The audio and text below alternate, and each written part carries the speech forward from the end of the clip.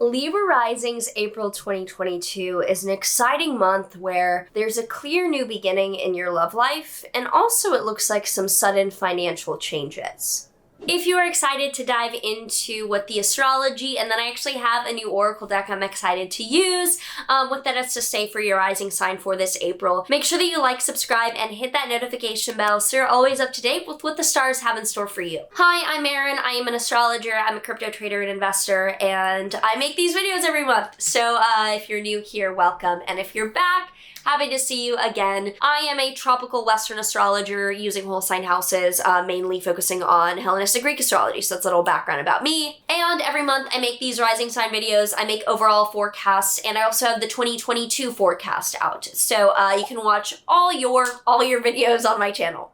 So on the 1st, we have a new moon in Aries in your 7th house of committed relationships. So someone could be asking you out, could be committing to a new relationship with someone. Doesn't have to be romantic. In fact, the 7th house is often, even if it's marriage, it's the romantic part has already happened. It can be business, it can be another partnership, but there are other things going on that do hint at it being a little bit do end up making you a little bit fiery, a little bit interesting, and likely will be love related for a lot of you. So from the 4th to the 6th, Mars will conjoin Saturn in your Aquarius 5th house. And this is where I see things getting a little bit spicy, honestly, because the 5th house is dating and romance. So with Mars Saturn being pretty difficult, pretty aggressive, pretty conflict ridden, with that in your 5th house of dating, it could be like you commit to date this person, then you're like fighting about it because now you're one-on-one with this person. So you realize what it really means. On the 6th, Venus enters Pisces, which is in your 6th house, the 6th on the 6th. So your 6th house is coworkers, it's health issues, it's things you manage on a daily basis. And Venus is exalted in Pisces. It's beautiful, it's wonderful, it is incredibly just like lovely and euphoric. And then from the 7th to the 17th, Jupiter is conjoining Neptune in your 6th house as well, which looks like your health, or at least the people you're working with, end up being wonderful,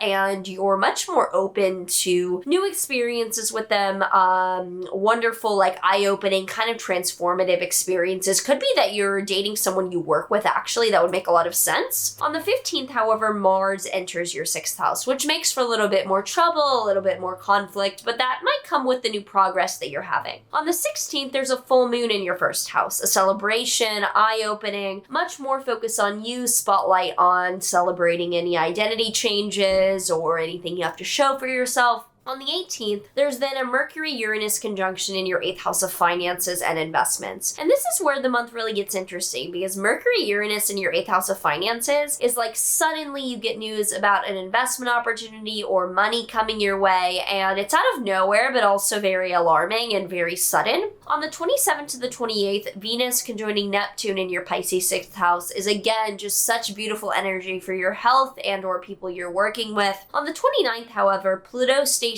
retrograde in your Capricorn 4th house. Could be that you're rethinking some living changes or family changes that you've undergone, and you're like, whoa, I changed all this. What's really happening? On the 30th, there is a solar eclipse in your Taurus 8th house. A huge, fast-paced new beginning on a financial level that sets off a chain of events for the upcoming year ahead. But alongside that, with Venus and Jupiter together in your 6th house, it could be that you're getting some of this money due to who you work with, or it could be that you are using this money to benefit your health and people that work for you, so that it's very interconnected between your close relationship, this new money, and the people you work with.